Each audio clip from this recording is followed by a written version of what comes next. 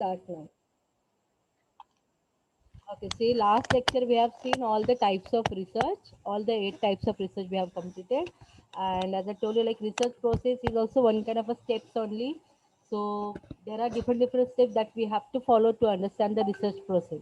Okay, and this is very important question. You have to understand what are the research. You should not understand it like only from the examination point of view. You should understand it like when you are planning to do your research project for your semester 6. So at that time how you should go step by step, ठीक है, उस हिसाब से आप समझो. Just समझना है exam में आएगा क्या, उस हिसाब से बिल्कुल मत इसको समझो. एकदम सिंपल वे से अंडरस्टैंड करो कि ठीक है, जब मैं ऐसा कोई टॉपिक लूँगा तो फिर मैं कैसे आगे बढ़ूँगा, मुझे क्या स्टेप्स करना पड़ेगा. Okay, so understand everything from that point of view. Okay, now let's start with the research process. Meaning of research process. See, research process, which is also called as research methodology.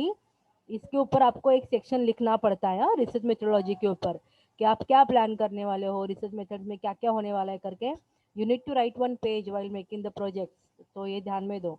Research process is a systematic process which is undertaken in order to study the research problem and to arrive at certain firm conclusion.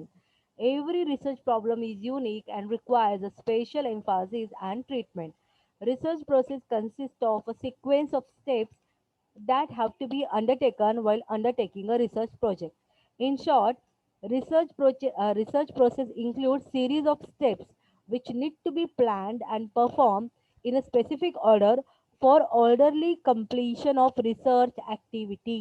ठीक है, यहाँ पे क्या करना है आप लोगों को. You are selecting many problems, मतलब आप आपके लिए कोई जैसे कि नेहा कुछ और प्रॉब्लम सिलेक्ट करेगी. नेहा डिसाइड करेगी कि नहीं मुझे हाउस वाइफ का फाइनेंशियल लिटरेसी ढूंढना है. Then Manoj will going to decide कि नहीं मुझे जानना है कि लोग म्यूचुअल फंड में कितना इन्वेस्टमेंट कर रहे हैं करके. Then Aarti will going to take topic कि नहीं एसबीआई के कस्टमर का क्या परसेप्शन है. So each and every one will going to have the different different problems. तो हर एक प्रॉब्लम्स को डील करने का अलग अलग तरीका रहता है. लेकिन उसको अगर आपको डील बहुत सक्सेसफुली करना है, उस प्रोजेक्ट को उस टॉपिक को बहुत सक्सेसफुली कंप्लीट करना है और एक वैलिड कंक्लूजन के साथ आना है, then you have to go with the certain steps.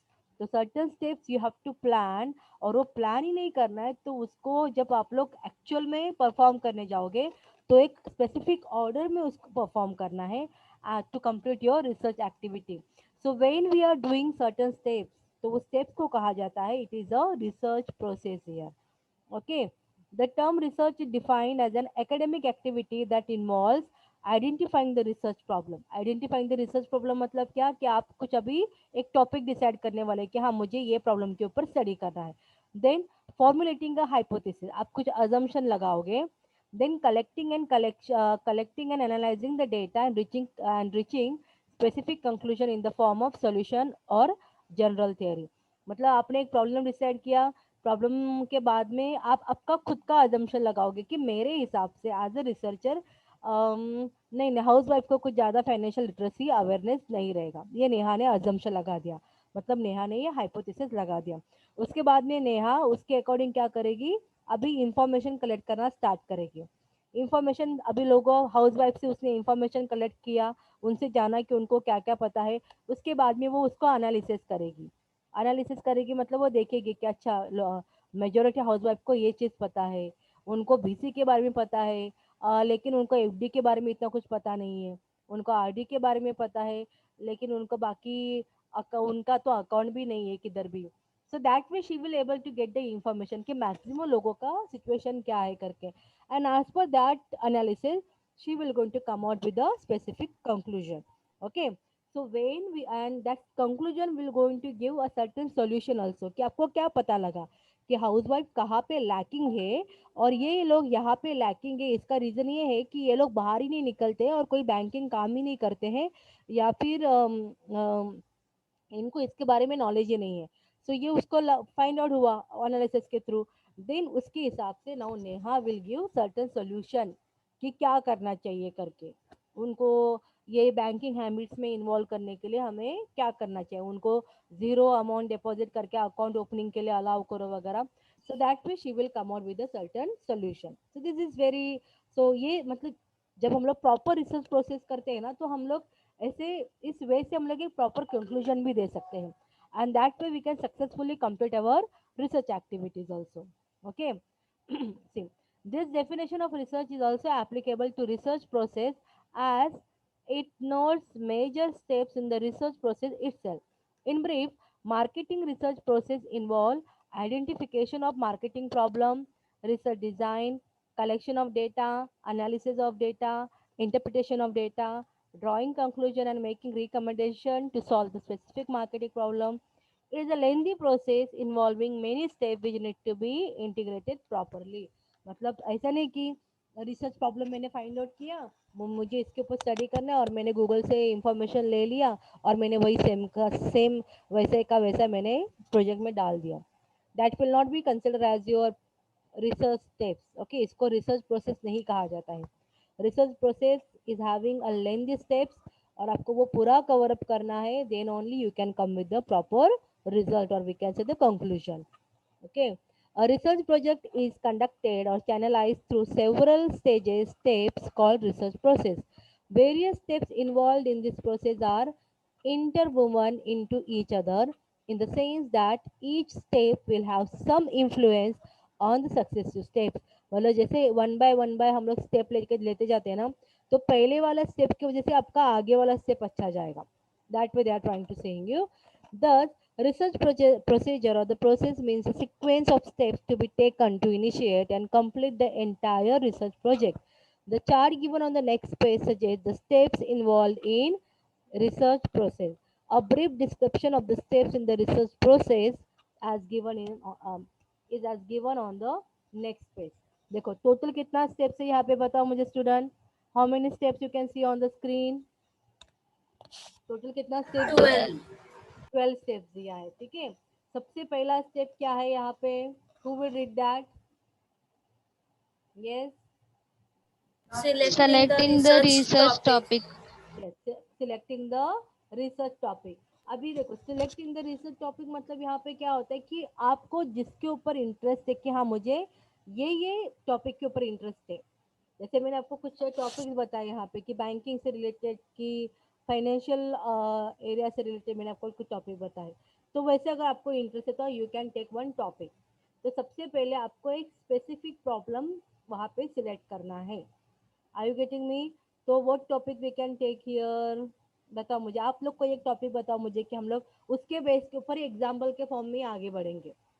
Tell me student, what topic you want to take. क्या ले सकते हैं हम लोग.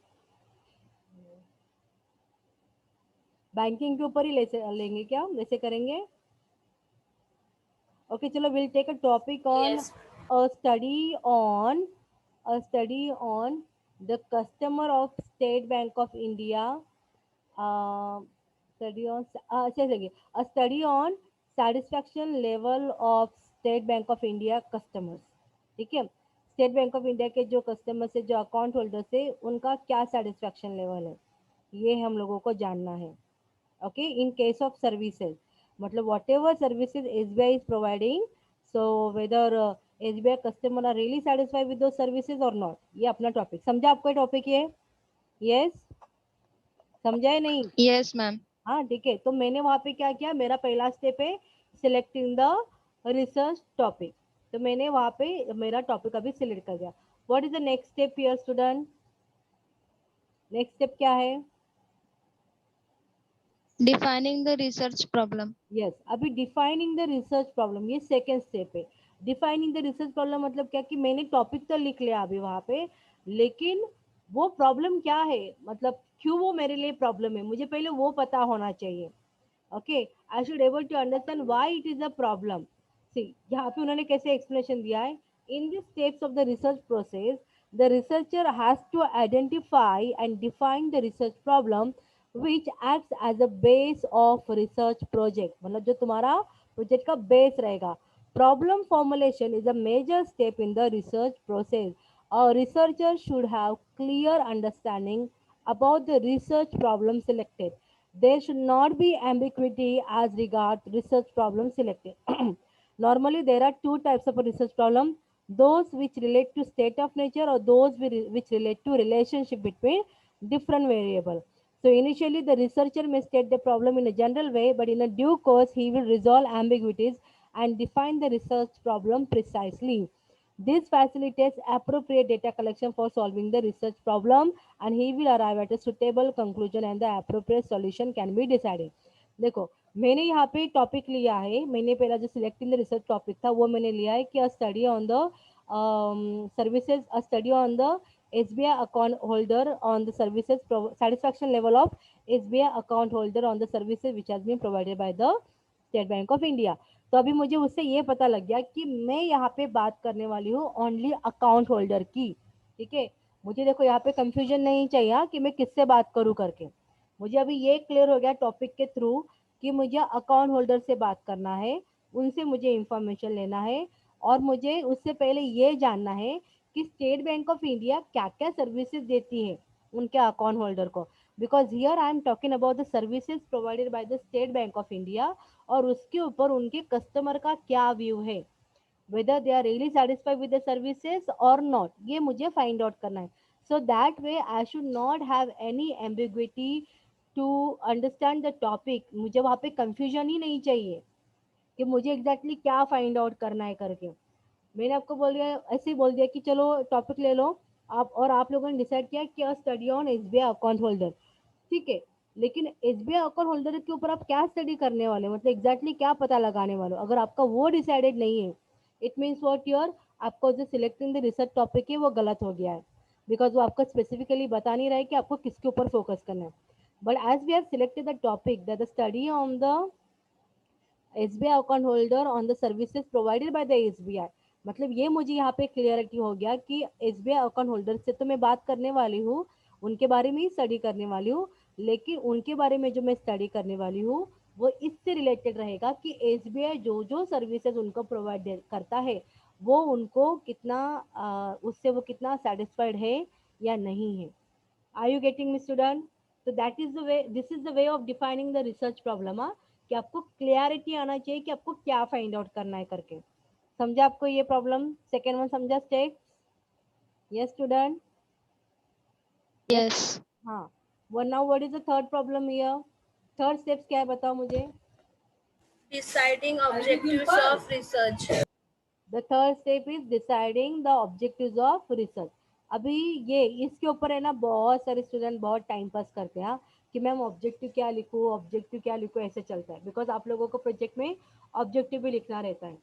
तो ऑब्जेक्टिव मतलब क्या रहते हैं कि आप ये रिसर्च में क्या फाइंड आउट करना चाहते हो, क्या क्या आप ढूंढने वाले हो. ठीक है, जैसे देखो अब मैंने यहाँ पे बात किया एसबीआई अकाउंट होल्डर के बारे में और उनका सेटिस्फेक्शन लेवल के बारे में, वो सर्विसेज के रिलेटेड. तो मेरा यहाँ पे पहला ऑब्जेक्टिव क्या रहेगा कि to know the satisfaction, to know the services provided by SBI. ठीक है, ये मेरा पहला ऑब्जेक्टिव रहेगा कि एसबीआई क्या क्या सर्विसेज प्रोवाइड करता है ये मुझे देखना है. ओके. सेकंड ऑब्जेक्टिव मेरा क्या रहेगा, to know the satisfaction, to know the customer account SBI account holders view on the services provided by the SBI. आप समझ रहे हो? पहला मेरा क्या है, सर्विसेज के बारे में बात करूँ तो मुझे सर्विसेज पहले जानने दो. सेकंड मेरा क्या ऑब्जेक्टिव होना चाहिए कि लोगों का एसबीआई अकाउंट होल्डर का क्या व्यू है on the services provided by the SBI. Third मेरा ऑब्जेक्टिव ये होना चाहिए कि to find out the solution for the to find out the solution for the problem, कि अगर उन लोग सेटिस्फाइड नहीं है तो कुछ, अगर मुझे वहाँ पे प्रॉब्लम दिखता है तो मुझे वहाँ पे कुछ रिकमेंडेशन या फिर सजेशन देने चाहिए. So this way you people are supposed to make 3 to 4 objective in your project. ये समझा आपको स्टूडेंट? चलो मैं आपको एक टॉपिक देती हूँ, आप लोग मुझे उसके हिसाब से ना ऑब्जेक्टिव बना के बताओ. टॉपिक है हाँ, study on impact of using mobile phone. नहीं रुको, study on impact of using mobile phone by the, हाँ, a study on impact of using mobile phone on the college going student करके, चलो ऐसे बोलते हैं हम लोग. अब मुझे ये फाइंड आउट करना है कि मोबाइल का क्या इम्पैक्ट होता है जो कॉलेज गोइंग स्टूडेंट है उनके ऊपर. अबे आप लोग मुझे बताओ मैं क्या क्या फाइंड आउट करूंगी, मेरा ऑब्जेक्टिव क्या रहेगा इसके अंदर. चलो क्रिएट करो ऑब्जेक्टिव. कैसे क्रिएट करोगे? मोबाइल फोन के बारे में। हाँ, मोबाइल फोन आपकी स्टडीज को कैसे अफेक्ट करता है। It can be positive, it can be negative. आपको मुझे ऑब्जेक्टिव क्रिएट करके बताना है। क्या आप ये प्रोजेक्ट में अगर आपको कुछ फाइंड आउट करना है तो स्टेप बाय स्टेप आप क्या क्या फाइंड आउट करोगे? बोलो जल्दी, क्या लगता है आपको?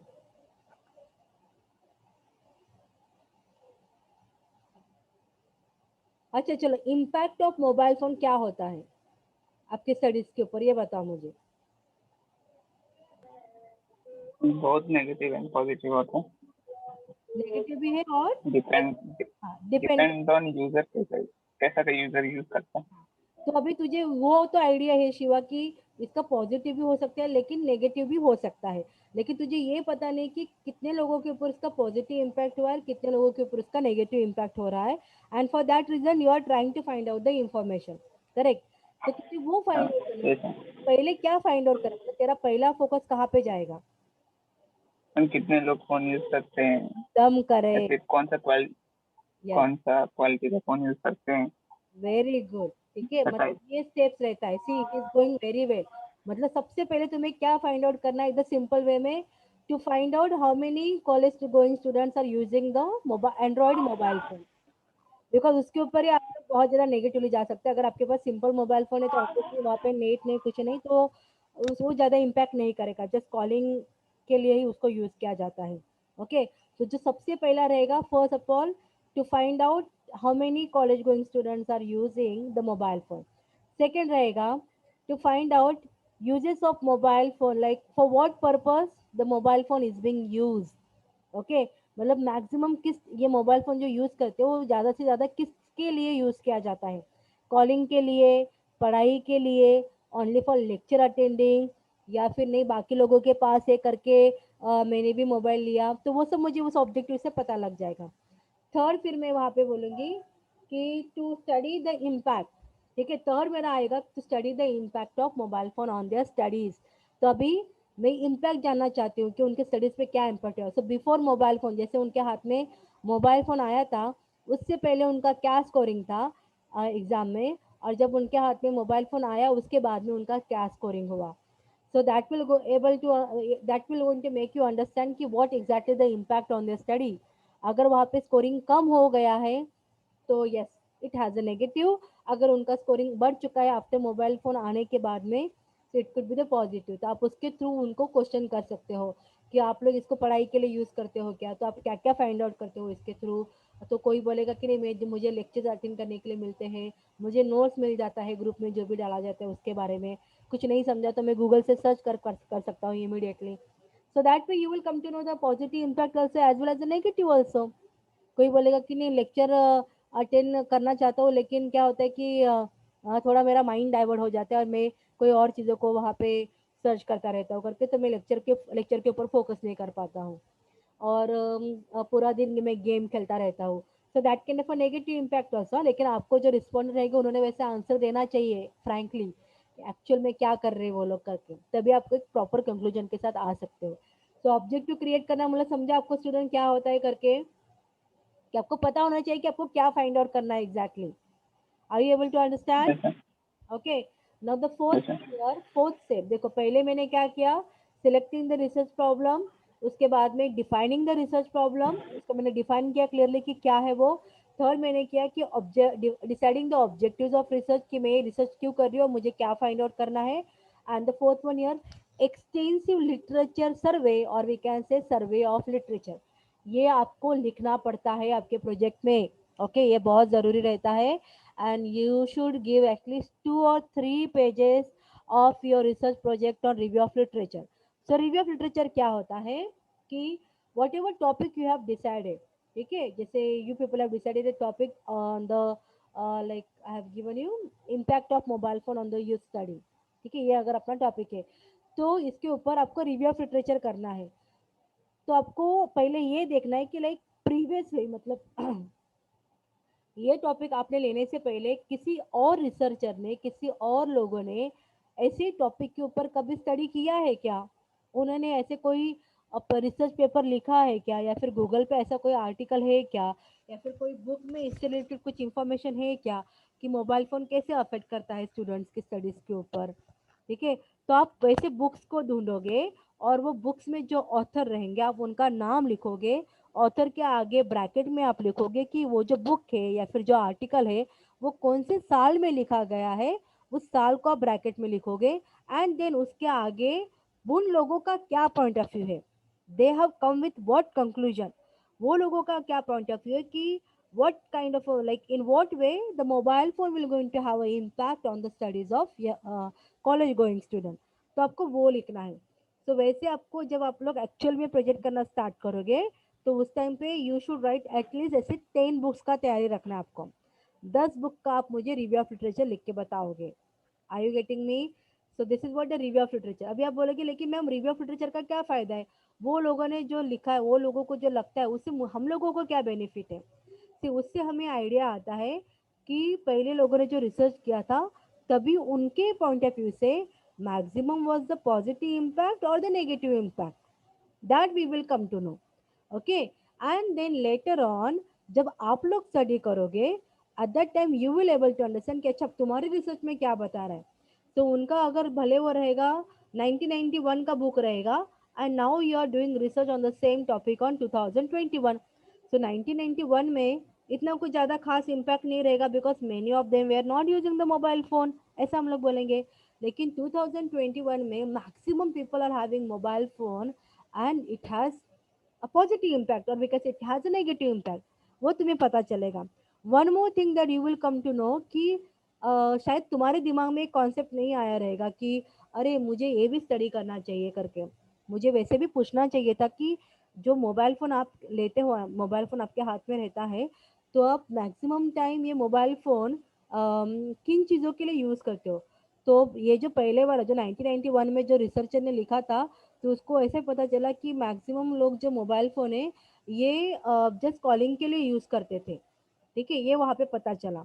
लेकिन अभी के स्टूडेंट का ऐसा है कि नहीं, वो लोग कॉलिंग के नहीं, वो चैटिंग के लिए, फेसबुक के लिए, इंस्टाग्राम के लिए, ये सब चीज़ों के लिए, ट्विटर के लिए वगैरह यूज़ करते ज़्यादा से टाइम पे। ओके, तो थोड़ा वहाँ पे आपको क्या पता चलेगा डिफरेंसेस, आपको एक आइडिया आ जाएगा कि उन्होंने ऐसा पूछा तो मुझे भी अभी ऐसा कोई क्वेश्चन पूछना चाहिए करके। So that way you people will able to understand the research gap कि इसके ऊपर रिसर्च नहीं हुआ था तो उसके ऊपर चलो मैं रिसर्च कर लेता हूँ, वो भी आपके समझ में आ जाएगा। So the review of literature will going to help you to understand पहले के लोगों का क्या पॉइंट ऑफ व्यू था, उनका क्या रिजल्ट निकला था, तो वो आपको एक आइडिया आ जाएगा एंड उसके थ्रू आपका जो स्टडी है मतलब जो टॉपिक का कॉन्सेप्ट है वो ज़्यादा क्लियरली हो सकता है। So this is what the review of literature will going to help you out. Are you able to understand student review of literature क्यों help करता है करके और क्यों लिखना चाहिए? Yes. Yes, ma'am. Next Yes, ma'am. one are, yes, next one here developing working hypothesis. This is very interesting one. हाँ, hypothesis में कभी किसी को इतना बोलती नहीं हूँ कि it is compulsory कि आप लोग बना के रखो, but still if possible you can also make in your research 2 or 3 hypothesis ऐसे बना के रखना है, 2-3 स्टेटमेंट बना के रखने हैं। First you should understand what exactly the hypothesis mean here. See, after extensive literature study, the researcher should state in a clear term the working hypothesis. Hypothesis is a statement that suggests the proposed answer to the problem selected for the research purpose. मतलब क्या है यहाँ पे, hypothesis मतलब क्या है, assumption है। Assumption है मतलब जैसे अभी शिवा ने कैसे बताया कि मैम ये जो इम्पैक्ट ऑफ मोबाइल फोन रहेगा ये पॉजिटिवली भी आ सकता है, नेगेटिवली भी आ सकता है, इसने ऐसा बताया। ठीक है, तो वहाँ पे उसके अजम्पशन कैसे जाएंगे, the impact of mobile phone on the young generation can be positive. Second आएगा the impact of mobile phone on the young generation studies can be negative. तो ये दो हाइपोथेसिस, उसे दो अजम्पशन लगा है, एक तो पॉजिटिव भी इम्पैक्ट रहेगा, एक नेगेटिव भी रहेगा। तो इसमें से कौन सा सही है पता नहीं, जब तुम लोग उसको एनालिसिस करोगे, जब फाइनल में जब तुम्हारा प्रोजेक्ट का पूरा कंक्लूजन हो जाएगा और उस टाइम पे आपको पता चला कि नहीं इसका तो बहुत ज़्यादा नेगेटिव इम्पैक्ट है, तो उस टाइम पे आप एक्सप्लेन करोगे कि जो आपने हाइपोथेसिस डिसाइड किए थे कि it will going to have the positive and the negative impact, so my first hypothesis is getting rejected because as per the study जो पहला हाइपोथेसिस था, as per the study it shows that the many people are having the negative impact of mobile phone on their studies. So therefore my first hypothesis is being getting rejected. ऐसा आपको वहाँ पे लिखना पड़ता है. Are you getting me? तो उससे क्या होता है कि आपको एक आइडिया, मतलब अभी आप बोले कि मैम अगर वो रिजेक्ट ही होना है तो वो क्यों कर रखना चाहिए था रिसर्च प्रोजेक्ट में, मतलब क्या लिखना है वहाँ पे. तो यहाँ पे क्या होता है कि अजम्पशन, जब हम लोग अजम्पशन बनाते हैं ना वहाँ पे कि शायद पॉजिटिव होगा, शायद नेगेटिव होगा, शायद लोग ज़्यादा से ज़्यादा इसको अदर देन स्टडीज़ के लिए यूज़ करते हैं करके, ये हमारा हाइपोथेसिस है, अजम्पशन हम लोगों ने लगाया हुआ है. तो हम लोग क्या करते हैं, ये हम लोग को एक डायरेक्शन देता है स्टडी करने के लिए कि तुम लोगों को क्या क्या फाइंड आउट करना है करके, ये आपको एक आइडिया देता रहेगा. जैसे ऑब्जेक्टिव कैसे हमको एक आइडिया देता है कि क्या फाइंड आउट करना है, same way hypothesis will also going to help you out कि आपको एग्जैक्टली क्या क्या फाइंड आउट करना होना चाहिए ये प्रोजेक्ट के थ्रू, और आपका रिजल्ट किसके बेस के अकॉर्डिंग होना चाहिए. So hypothesis is a kind of assumption, वो हमेशा करेक्ट रहेगा, नो नीड. अगर वो रिजेक्ट हो जाता है तो आपका प्रोजेक्ट खराब है ऐसा भी नहीं रहता है. There is no need to worry about the hypothesis, ठीक है. बिकॉज ये आप लोग रिसर्च स्टार्ट करने से पहले एक अजम्पशन रखते हो दिमाग में कि शायद ऐसा हो सकता है, लेकिन आपको पता नहीं कि वो सही है या नहीं है करके. Are you able to understand student what exactly the hypothesis mean? Yes or no? Yes, ma'am. Now the next one here, deciding research design. अभी ये देखो इसमें क्या रिसर्च डिजाइन मतलब क्या होता है. Research design is a blueprint of the whole research activity. मतलब यहाँ पे क्या होता है कि तुम लोग अभी पूरी तरह से प्लानिंग करोगे रिसर्च डिजाइन में. अभी तक आपने आप लोगों ने क्या क्या दिमाग में रखा कि मुझे रिसर्च प्रॉब्लम क्या लेना है, मेरा रिसर्च प्रॉब्लम का डिफाइन डिफाइन करोगे कि रिसर्च प्रॉब्लम एग्जैक्टली क्या है. उसके बाद में मुझे क्या क्या फाइंड आउट करना है, that is your objective. Objective इसके बाद में इसके ऊपर किसने और कभी स्टडी किया था क्या, तो आपने रिव्यू ऑफ लिटरेचर से फाइंड आउट किया, और उसके रिव्यू ऑफ लिटरेचर के अकॉर्डिंग आपको ऐसा लगता है कि शायद इसका क्या क्या इम्पैक्ट हो सकता है, क्या क्या रिजल्ट आ सकता है, तो इसके अकॉर्डिंग आप लोगों ने हाइपोथेसिस बनाए. अभी ये सब आपको एक क्लैरिटी आ गया. Now the next step is research design. मतलब यहाँ पे आप लोग क्या करोगे, अभी आप प्लानिंग करोगे कि ये जो रिसर्च है ये मैं कैसे आगे बढ़ाऊंगी, ठीक है. इसको मैं क्या क्या फाइंड आउट करने वाली हूँ इसके अंदर. सबसे पहले रिसर्च डिज़ाइन में आप डिसाइड करोगे कि आपका रिसर्च का जो भी नेचर रहेगा, मतलब आपको ऑब्जर्वेशन करना है या फिर आपको लोगों से जाके बात करना है, या फिर जैसे कि हम लोग इम्पैक्ट की बात करें मोबाइल फ़ोन की, तो आपको जिस कॉलेज स्टूडेंट को ऑब्जर्वेशन करना है क्या, या फिर आपको टीचर्स से उनके बात करनी है, या फिर उनके पेरेंट्स से बात करनी चाहिए. So that way you will going to decide, ठीक है, कि मुझे डेटा कहाँ कहाँ से डेटा मिलेगा. और पर्पज़ ऑफ स्टडी मतलब आपको ये क्यों फाइंड आउट करना है ये भी आपको क्लियर होना चाहिए कि आपको क्यों इसके अंदर इंटरेस्ट है कि इम्पैक्ट ऑफ मोबाइल फ़ोन, ये आपको क्यों जानना है. सबसे पहले आपको वो क्लियरिटी होना चाहिए. सेकेंड वन कि ये डेटा मैं कहाँ से कलेक्ट करूँगी, उसके ऊपर आपका प्लानिंग, ये अभी दिमाग में ही चालू है आपके कि मुझे डेटा कहाँ से मिलेगा, किन से इंफॉर्मेशन कलेक्ट करना है, उसके बारे में प्लानिंग करोगे. Then again how to collect, मतलब लाइक लाइक ऑब्जर्वेशन करना है या फिर जाके बात करना है, दैट पे. उसके बाद में ये सब करने के लिए मुझे कितने पैसे की ज़रूरत पड़ेगी, how much fund I will require. उसके बाद में कितना टाइम लगेगा मुझे पूरा रिसर्च कंप्लीट करने के लिए. So this way you will going to plan here. आप जस्ट यहाँ पे प्लानिंग करते हो, अभी तक इम्प्लीमेंटेशन स्टार्ट नहीं हुआ है. You are just deciding about your research कि मुझे आगे कैसे बढ़ना है करके. उसके बाद में deciding the sample design. What do you mean by the sample design here. Sample design मतलब क्या होता है कि मुझे जो रिसर्च रहेगा वो जब मतलब जब मैं डेटा कलेक्शन स्टार्ट करने वाली हूँ तो मैं किन लोगों से बात करने वाली हूँ और कितने लोगों का इंफॉर्मेशन मुझे लगेगा. अगर मैं एरिया ले रही हूँ कि मैं चेंबूर एरिया के ही कॉलेज गोइंग स्टूडेंट्स के बारे में बात करने वाली हूँ, तो चेंबूर एरिया में कितने कॉलेजेस है. ओके, सो यहाँ पे मैं जब डिग्री वाले स्टूडेंट से ही बात करने वाली हूँ, सो डिग्री स्टूडेंट्स कितने रहेंगे, तो उसके अकॉर्डिंग मुझे वहाँ पे 10% का पॉपुलेशन तो लेना चाहिए एटलीस्ट. सो अगर टोटली चेंबूर में कॉलेज गोइंग स्टूडेंट, चेंबूर में जितने कॉलेजेस है उसके अकॉर्डिंग अगर टोटल स्टूडेंट रहेंगे कुछ 10,000, 10,000 डिग्री कॉलेज के स्टूडेंट रहेंगे. बहुत कम रहेगा बट फिर भी I am telling you. Suppose 10,000 are the college going student, तो 10,000 का 10% मुझे लेना पड़ेगा. लेकिन आपको बोलो इतना इतना आप मत लेना, ये मतलब आपका तो जो सेमेस्टर 6 का प्रोजेक्ट रहेगा तो उतना भी, ये लिटरली जब हम लोग कोई पीएचडी वगैरह करते हैं उस टाइम पे ऐसा कैलकुलेशन रहता है, but you don't need to worry on that. अगर आप लोग कोई 50 या 100 स्टूडेंट्स का भी इंफॉर्मेशन लेते तो भी चलता है। ओके, तो आप तभी डिसाइड करोगे कि मुझे कितने लोगों का सैंपल लेना है, मतलब कितने लोगों से मुझे बात करनी है। Okay, that way you are deciding, क्योंकि वो आपका फिर टाइम सेव करेगा। तो आपको वहाँ पे क्लासिफिकेशन भी करना है। चलो मुझे अंबेडकर कॉलेज से 20 स्टूडेंट से बात करना है, नारायण गुरु कॉलेज के स्टूडेंट से उसमें से मैं 20 स्टूडेंट को सिलेक्ट करने वाली हूँ, देन स्वामी विवेकानंद के 20 स्टूडेंट को सिलेक्ट करने वाली हूँ। So this way I will going to Bhavna Trust से मैं 20 स्टूडेंट को सिलेक्ट करने वाली हूँ। तो उस हिसाब से आप अपना क्लासिफिकेशन रेडी रखोगे डेटा कलेक्शन के लिए, मतलब सैंपल डिज़ाइन के लिए। और सैंपल डिज़ाइन मतलब कौन कौन रहेगा ये भी क्लियर होना चाहिए कि आपको डिग्री के स्टूडेंट चाहिए, आपने वो डिसाइड किया, लेकिन डिग्री में भी आपको कैसे स्टूडेंट चाहिए, बीबीआई के ही चाहिए, बैफ के ही चाहिए, या फिर एनी कॉमर्स स्टूडेंट, उस हिसाब से आपको वहाँ पे प्लानिंग करना पड़ेगा। Okay, so this is what your sample design. Next one year data collection. अभी आप डेटा कलेक्शन स्टार्ट करोगे, आपने सैंपल डिज़ाइन डिसाइड किया, अभी आप डेटा कलेक्शन स्टार्ट करोगे, मतलब प्राइमरी डेटा लेने वाले हो या फिर सेकेंडरी। अगर आप किसी का इंटरव्यू ले रहे हो, it means what, you are collecting the primary data here. ठीक है, सो आप लोग प्राइमरी डेटा से स्टार्ट करोगे, मतलब क्वेश्चनर से स्टार्ट करोगे। आप क्वेश्चनर बनाओगे, या फिर उनका जाके इंटरव्यू लेने वाले हो, या फिर उनको फ़ोन से कॉल करके इंफॉर्मेशन लेने वाले हो। So that way you will going to decide like how you will going to collect the data. समझ में आ रहा है नहीं, या फिर सब दिमाग के ऊपर से जा रहा है? Yes, ma'am. मैं पूछने वाली हूँ हर एक स्टेप। उसके बाद में प्रोसेसिंग। प्रोसेसिंग ऑफ डेटा मतलब यहाँ पे क्या होता है कि अभी आप देखोगे कि जैसे आप लोगों ने 100 लोगों का इंफॉर्मेशन कलेक्ट किया है, तो 100 लोगों में से जैसे हम लोग आप लोगों को देते हैं ना क्वेश्चनरी फिल करने के लिए, और पता लगता है कि आप लोग वो एक दो क्वेश्चन छोड़ ही देते हो, तो मुझे वो सब वहाँ पे एरर्स रहेंगे, वो सब वहाँ पे करेक्ट करने हैं।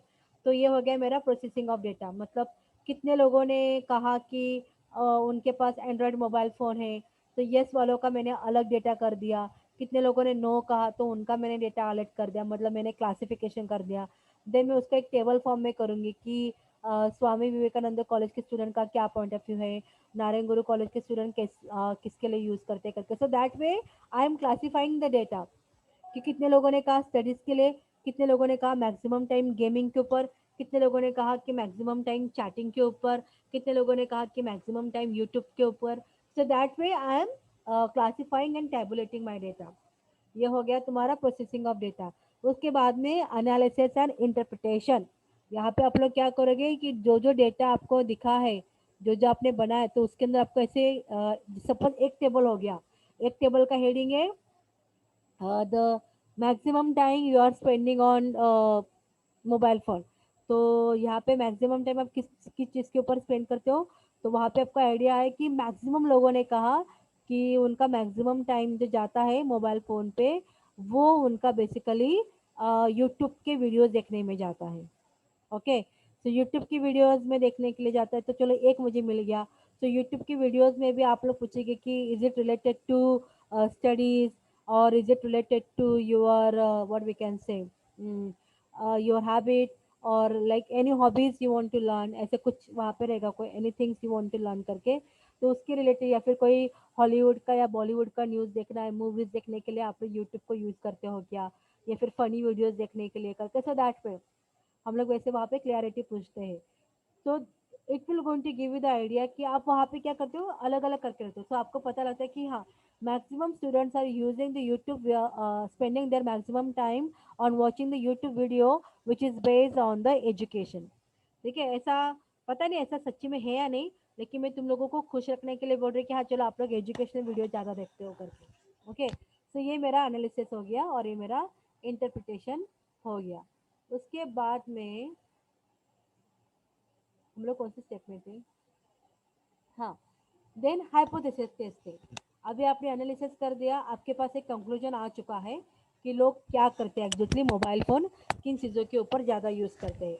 नाउ हाइपोथेसिस टेस्टिंग, मतलब आपने जो अजम्पशन लिया था ना कि आपको लगता है कि नहीं पॉजिटिव इम्पैक्ट है, सेकेंड हाइपोथेसिस का ना शायद नेगेटिव इम्पैक्ट है, तो अभी आप टेस्ट करोगे। टेस्ट करने के लिए अलग अलग मेथड रहते हैं, वो मैं आपको सिखाऊंगी, व्हाट इज़ काई स्क्वायर वगैरह, या फिर आप परसेंटाइल मेथड से भी देख सकते हो। So through that test, you will come to know कि no, it has a positive impact because people students are using the mobile phone for the educational purpose only, to learn something new concept. तो इसके लिए it shows that it has a positive impact. तो through the test you will come to know. And the last one year, preparation of research report. मतलब जो जो आप लोगों ने फाइंड आउट किया है उसको अभी आप वहाँ पे लिखोगे और वहाँ पे प्रॉपर आपका प्रोजेक्ट बनाओगे. समझा आपको? Total 12 steps. यस और no? Yes, ma'am. Yes, ma'am. Yes, ma'am. चलो मुझे वन बाय वन बोलते जाओ फटाफट. What was the first step? याद करो, मैं तुम लोग को स्क्रीन नहीं दिखाने वाली हूँ. चलो बोलो, पहला स्टेप क्या था? स्टेप्स को याद करो ना, प्रोसेस को याद करो. पहले हम लोग क्या करते हैं रिसर्च बनाने से पहले? Selecting the research topic. और है ना, मतलब टेंशन मत लो कि मैम हम लोग को एग्जैक्ट वर्डिंग याद नहीं आ रहा है. आप उसके बाद क्या करोगे वैसा बोलते जाओ. चलो पहले आपने सिलेक्ट किया टॉपिक को, सेकंड क्या करोगे? Deciding. डिफाइनिंग. Decide आप plan. प्रॉब्लम को डिफाइन करोगे. ठीक है. उसके बाद में आप मतलब जो प्रॉब्लम जो टॉपिक लिया है आपने उसका क्लेरिफाई कर. Objective. हाँ, उसके बाद में थर्ड क्या? Objective. Very good. Analyze. Objective के बाद में आप क्या करोगे? याद करो. सर्वे करेंगे मैम, लिटरेचर सर्वे. हाँ, वेरी गुड. लिटरेचर रिव्यू करेंगे. लिटरेचर रिव्यू के बाद में आपको थोड़ा आइडिया आ जाएगा कि अच्छा पहले लोगों का ये अजम्पशन, मतलब ये उनका करेक्ट निकला था करके, उनका ये कंक्लूजन निकला था. तो उसके अकॉर्डिंग आप लोग क्या कर पाओगे, क्या बना पाओगे? बताओ. What was that? हाइपोथेसिस. आप अजम्पशन लगाओगे, शायद आपका भी प्रोजेक्ट आएगा करके, है ना? ठीक है. चलो अजम्पशन बना दिया, अभी आपने हाइपोथेसिस वहां पे डिसाइड कर दिए. हाइपोथेसिस के बाद में आप क्या करोगे? Data collection. हाँ. Blueprint of the research activity. हाँ, ब्लू प्रिंट. मतलब आप अभी प्लान करोगे कि मुझे कैसे रिसर्च में मुझे क्या क्या फाइंड आउट करना है करके, रिसर्च में कैसे करने वाला हूँ. उसके बाद में आप अभी डिसाइड करोगे कि मुझे किन किन लोगों से बात करनी चाहिए. तो ये क्या होता है आपका सैंपल डिजाइन. सैंपल डिजाइन के बाद में आप एक्चुअली क्या स्टार्ट करोगे? फिर डेटा कलेक्शन स्टार्ट करोगे. एम आई राइट? यस. Yes, ma'am. हाँ, डेटा कलेक्शन हो गया. अभी उसके बाद में क्या होगा? Conclusion. हाँ, डेटा कलेक्शन के बाद में आप उसको क्या करोगे? एनालाइज करोगे, मतलब टेबुलेशन वगैरह करोगे. बराबर है. मतलब आप उसको अभी क्लासिफाई करके रखो, कितने लोगों ने यस कहा, कितने लोगों ने नो कहा करके. ओके, ये हो गया आपका क्लासिफिकेशन. क्लासिफिकेशन एनालिसिस के बाद में आप क्या करोगे वहाँ पे? We can say conclusion. आप इंटरप्रिटेशन करना स्टार्ट करोगे.